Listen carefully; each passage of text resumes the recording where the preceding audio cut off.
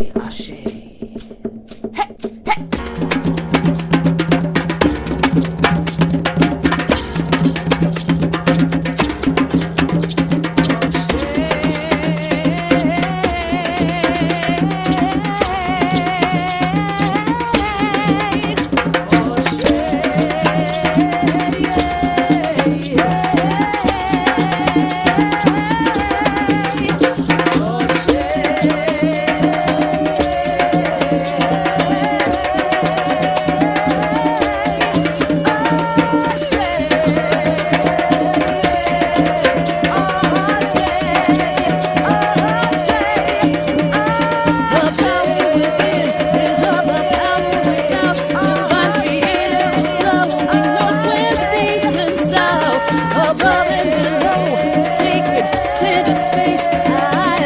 In mind about how you are being empowered today.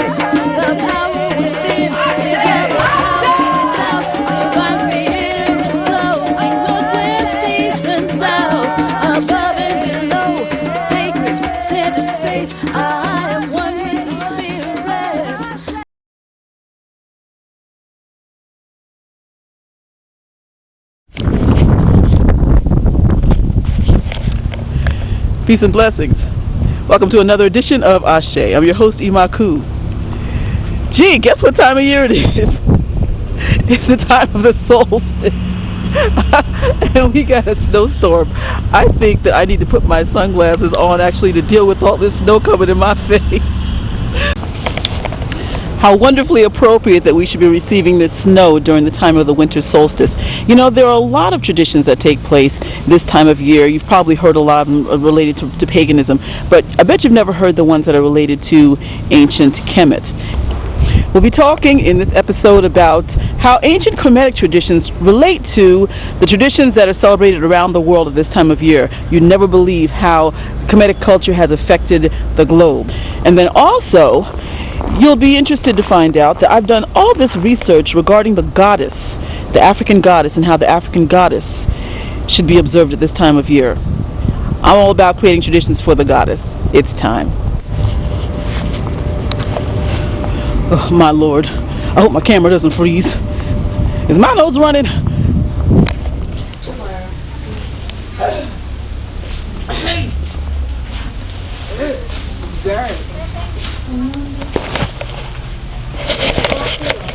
You ever wonder where the tradition of decorating trees came from? We know about the stories going back to Germany, yeah, but you know what? I did some research. Actually, I did a lot of research and found out that it goes back to, guess where?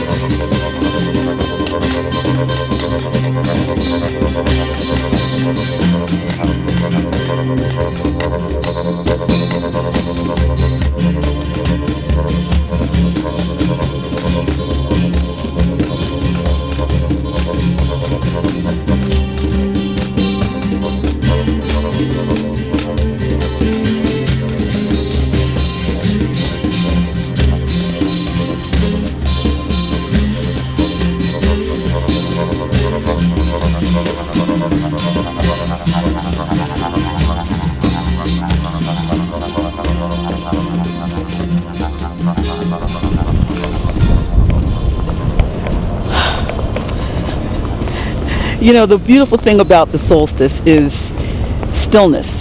The absolutely wonderful, beautiful thing about being out in the snow is that it forces everybody to slow down and to be still. It's so quiet out here. It's almost meditative. I love walking in the snow. That's also why it's appropriate for this time of year, because we're not supposed to be doing all this hustle and bustle and shopping and fretting and going overboard with decorating because we're worried about what other people are going to think. No. This is a time for us to slow down, meditate on what it is we want to bring to fruition for the upcoming year. Plant those seeds into your subconscious in stillness, in meditation. Focus, focus, focus as you are about to rebirth yourself and giving birth to the light within yourself.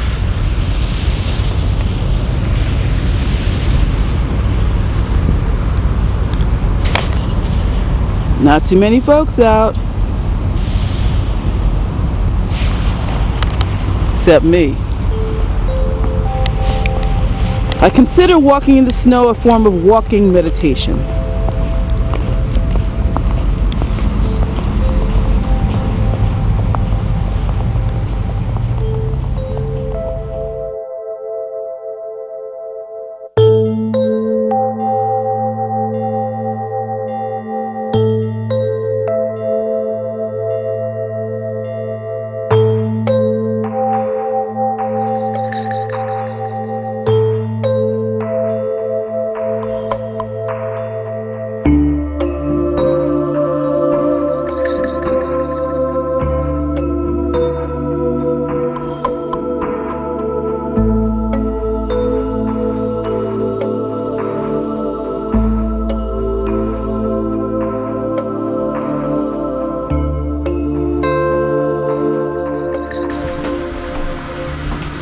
The ancient Kemites would decorate their homes with branches from sycamore trees, from acacia trees, from date nut palm trees, and from persea trees. And in decorating them and bringing them in, it was believed that this would be a way of welcoming in the sun during the time of the solstice. The solstice, when the days grow shorter and we welcome the light. We look forward to welcoming in the light.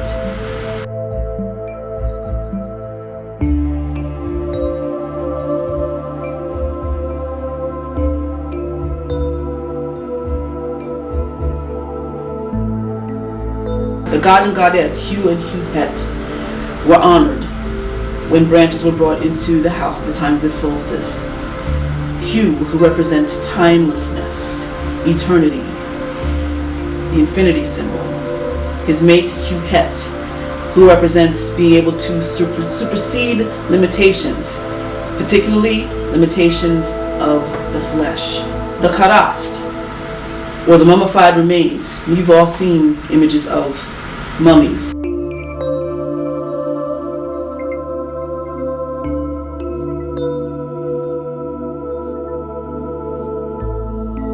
Being wrapped in swaddling cloth.